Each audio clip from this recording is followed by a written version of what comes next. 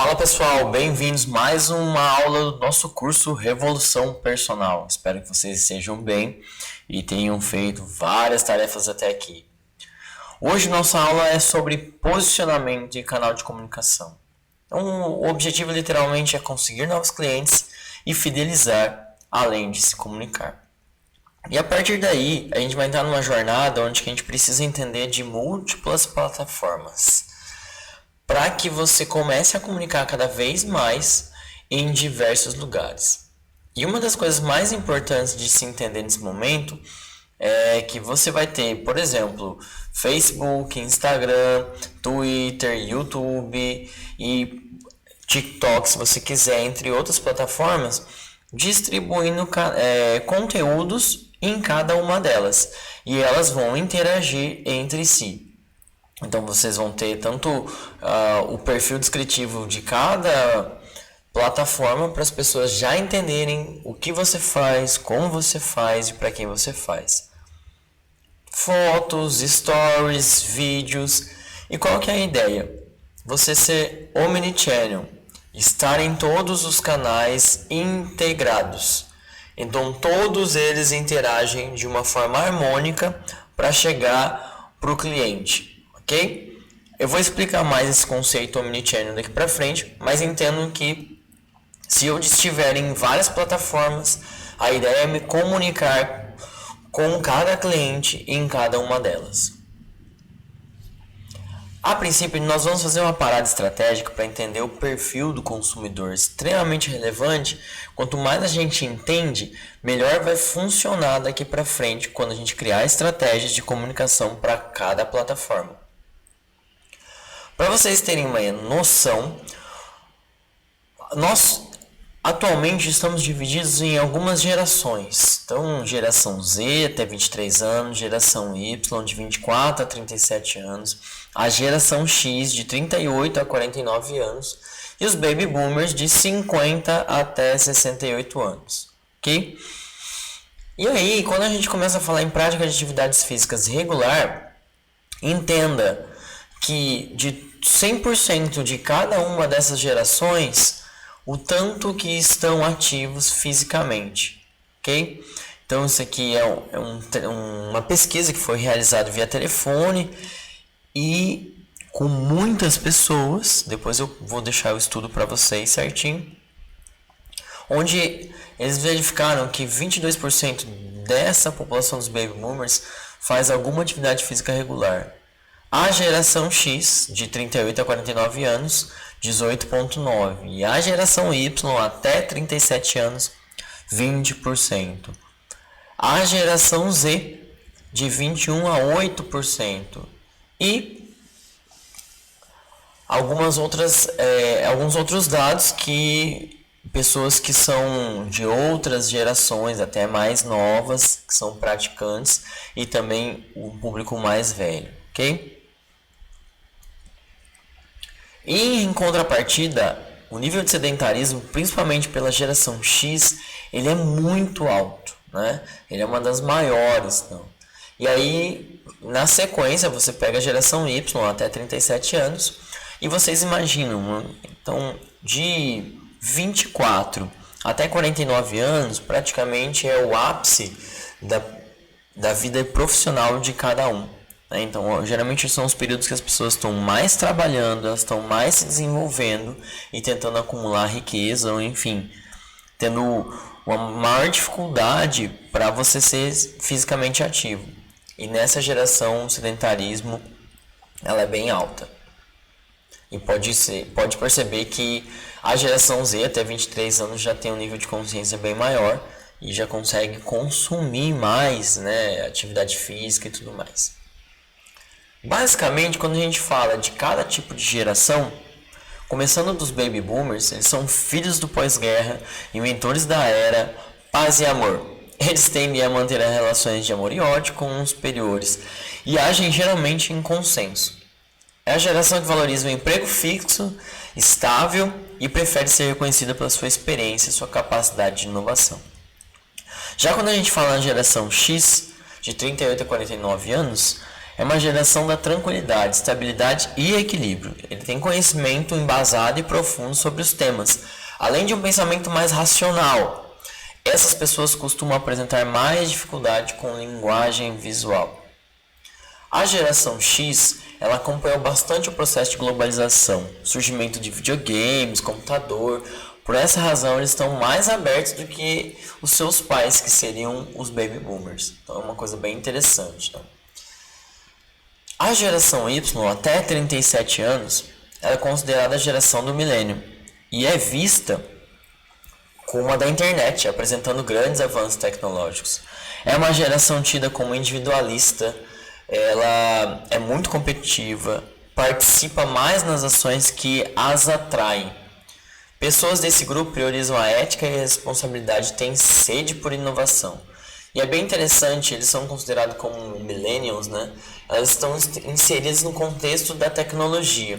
Então, eles acompanharam de perto o processo de popularização da internet, estão totalmente adaptados a essas tecnologias, principalmente nas redes sociais, né? E a geração Z, até 23 anos, a tendência é ser mais silenciosa, porém ela é mais virtual. É uma geração retratada como tendo menos interação social, além de menor expressividade na comunicação verbal.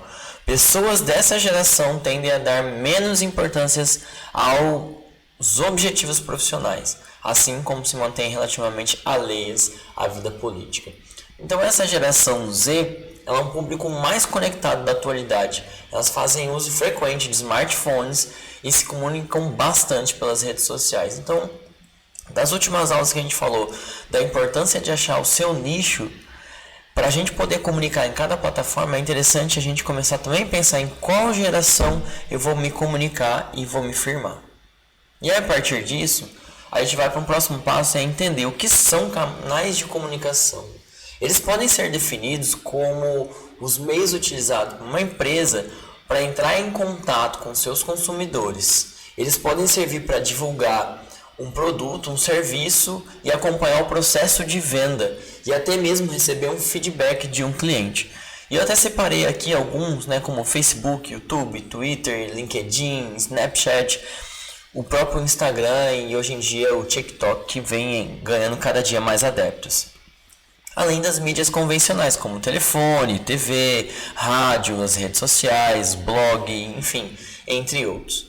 Então, a partir disso, a gente tem que entender que precisamos fazer o gerenciamento do tempo. Gerenciar o tempo vai ser a tarefa mais delicada, onde sua capacidade de lidar com multi-coisas e multi-projetos ela deve aflorar. Por quê? Você precisa gastar um tempo para acompanhamento, um tempo para criar o design, um tempo para planejamento e um tempo para produção. Tudo isso a gente vem falando desde a aula de administração, a aula de gestão, porque o tempo ele vai ser o seu aliado ou o seu inimigo se você não estiver bem organizado.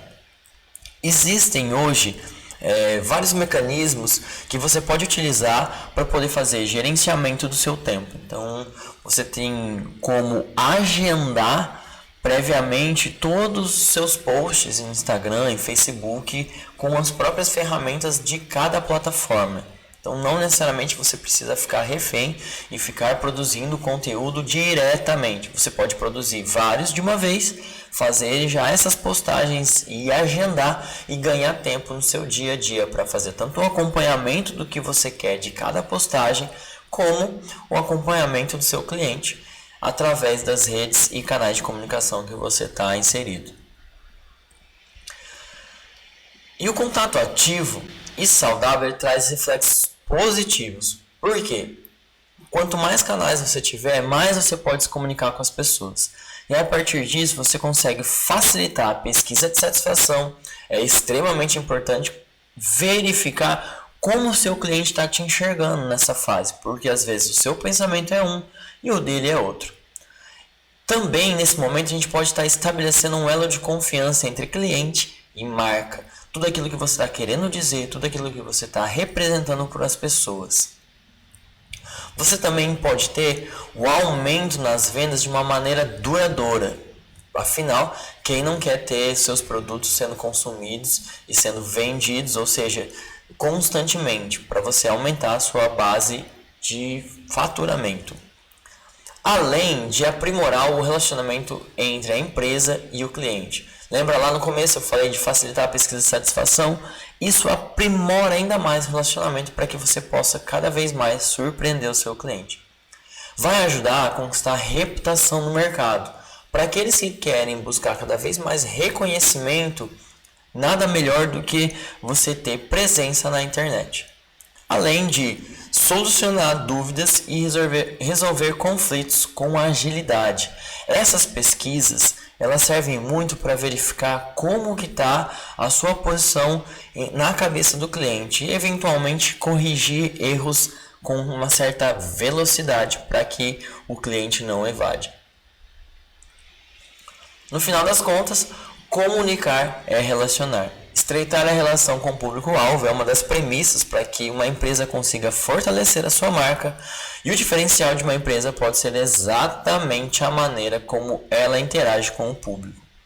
Pensa que muitos de nós, personal trainers ou profissionais de educação física, nós estamos muito apegados a como lidar com o cliente de uma forma presencial. Mas tudo que eu estou falando é de uma forma do digital. Então, para isso, você tem que comunicar cada vez melhor o seu jeito, a sua maneira única que você faz, o que você faz com o seu cliente na internet. E a partir disso, eu separei aqui uma linha de raciocínio básica para a gente entender como é que a gente organiza as postagens e um plano de conteúdo.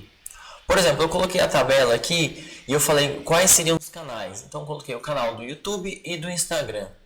E depois eu já começo a pensar, qual vai ser a frequência? O YouTube uma vez por semana, o Instagram 4 vezes por semana. Qual que é o conteúdo? Vou usar o mesmo conteúdo para vídeos, para pelo menos eu começar a organizar. Então eu vou falar de emagrecimento, lesões, condicionamento, bem-estar, ciclo de amizades, enfim. E vou fazer vídeos no YouTube e no Instagram eu vou mesclar entre vídeos, posts e stories. Então eu começo já a ter uma organização e falar a mesma linguagem em vários canais, onde eu começo a integrar e ser omnichannel.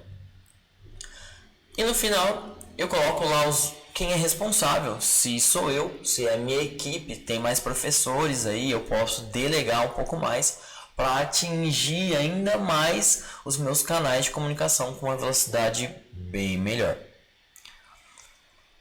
E no final eu coloco o meu objetivo, que seria no YouTube eu quero divulgar meu produto e no Instagram eu quero fazer vendas. Eu deixo isso bem claro para que toda a equipe ou eu mesmo saiba para onde que eu quero direcionar os meus esforços e o meu resultado final. Também separei para vocês aqui um organograma em relação à compra, né? A ideia é que o final aconteça a compra ou uma recompra, né? Para quem já for cliente. Então, a ideia é o cliente vem na sua primeira impressão, ele tem uma recorrência de uso, ele tem uma amplitude de uso, ou seja, se você tiver um serviço mais caro ou mais barato que ele possa agregar, ele vai estar consumindo e fazendo a compra. Para você entender numa segunda camada a mesma coisa, ele entra no processo seu de treinamento, de trabalho, de fluxo, enfim. Ele começa a se engajar cada dia mais e ele aumenta o crescimento desse relacionamento ou até mesmo da compra, entendeu? Nesse primeiro momento aqui, tudo é adaptação e implementação. Quando você visualiza o todo, você está fazendo um gerenciamento de suporte. Então, você começa a ver o passo a passo do que seu cliente faz até ele comprar. Ou em cada momento. Você, em vez de comprar, você está fazendo um upsell. Você está vendendo um serviço ainda mais caro para ele e agregando ainda mais para o cliente. E a gente tem também essa linha do gerenciamento e do suporte, onde que você começa a visualizar o que você precisa fazer, criando pesquisas, criando um produto novo para ver se o seu cliente vai querer comprar ou ele vai continuar comprando de você no mês a mês. Os guias de conteúdo, galera, ele é importante ter uma visão geral para você organizar e atualizar os seus conteúdos em cada canal escolhido. Então, primeiro, datas importantes. Relacione as datas que poderiam afetar o seu plano. Então, Dia das Mães, a virada do ano, Natal, uma data comemorativa aí, quando você se formou, enfim, você começa a colocar essas datas importantes para criar promoções, criar conteúdo relacionado a isso. E você cria um calendário organizado com uma lista de conteúdo para que você, ou no caso sua equipe, se comprometa. E aí você pode estar então pensando que esse calendário de conteúdo vai ter a relação com tanto postagem, e-book, vídeos, material gratuito disponível, videoconferências, enfim. Aí é com vocês, ok? No número 3 eu separei para vocês táticas de campanha. Então é para você listar como gostaria de promover e compartilhar seu conteúdo, que é incrível. Há um menu suspenso com opções que pode ser facilmente alterado e simplificar a inserção de dados na planilha. Então pensa assim, ó, que eu posso colocar um conteúdo que eu entrego para as pessoas no meu Google Forms, por exemplo, no meu Google Drive, e ele vai baixar um guia para ele fazer alterações simples, como se fosse um questionário recordatório. Ó, hoje eu treinei, tá assim, tá assim, tá assado, e eu entrego no final para o professor para analisar os resultados. Isso pode ser feito tudo de uma forma online. Você pode colocar também essas pesquisas com as táticas específicas para gerar o próprio conteúdo. Então, o seu cliente mesmo, ele te dá as informações necessárias para que você crie esses conteúdos cada vez mais relevantes, cada vez mais específicos das pessoas e da população com que você interage. E a criação de conteúdo, segundo Seth Godin, o marketing de conteúdo é o único marketing que restou. Pensa assim, hoje quem olha para um outdoor, quem olha até para uma revista, para um jornal e vê as propagandas e vai, nossa, lembrei, vou fazer a compra. Dificilmente, né? Então, cada vez mais, esses conteúdos, esses guias práticos que eu estou falando, eles precisam ser parte da rotina sua para que você esteja na mente do seu cliente. Então, toda vez que ele pensar em personal trainer, ele vai pensar em você. Por quê? Você ensina ele, cada vez mais seu conteúdo é relevante e a partir disso, galera, você vai ter um resultado ainda mais sniper. Por quê? Se a gente parar um pouquinho e voltar nessa questão aqui, ó, deixa eu só atualizar aqui. Vamos lá. Nesse quadro aqui, quando eu visualizo ele no todo, a gente sempre quer que ele faça a compra e realize a compra novamente. Então, se eu já estou separando os conteúdos, eu estou me relacionando com ele o tempo inteiro. Estou criando engajamento cada vez maior. Cada vez mais ele se relaciona comigo. Cada vez mais ele tem intimidade. Para quê? Para fazer a compra todo mês e você ter o cliente de uma forma recorrente. Então a importância do conteúdo de cada canal é justamente isso. Por quê? O cliente interage mais ou menos com umas 10 peças de conteúdo. Ele vai buscar o seu nome na internet, vai referendar com algum amigo, para quê? Para validar o seu trabalho. Então, quanto melhor for o seu portfólio na internet, mais conteúdo ele interage, mais sniper ele vai ser e ele vai acreditar que realmente você tem muita relevância no que você faz. Então, durante o processo de compra normal, as pessoas estão interagindo com essas peças, né? Antes mesmo de contatar com você. Então, alguns estudos dizem que empresas com blog ativo, com conteúdo ativo, geram 97% mais leads. E a tendência é que os conteúdos compartilhados ele tem 5 vezes mais chance de se transformar em compra. Então, dê relevância ao seu conteúdo.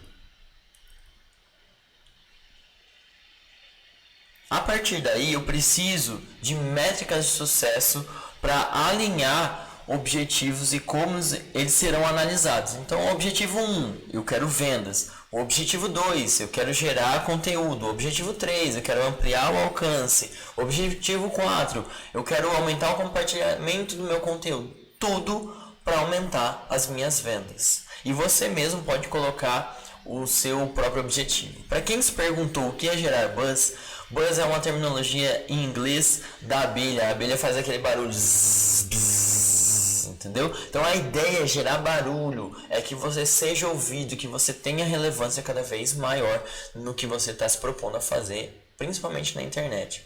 A minha sugestão particular é que os pilares do conteúdo sejam envolvidos com a sua missão, que você deve ter como ajudar o maior número de pessoas, etc, etc. Cada um vai ter a sua, os seus valores. Os seus valores lá atrás, a gente falou, são éticos, são de lealdade. Pensa assim, aquilo que as pessoas falam de você.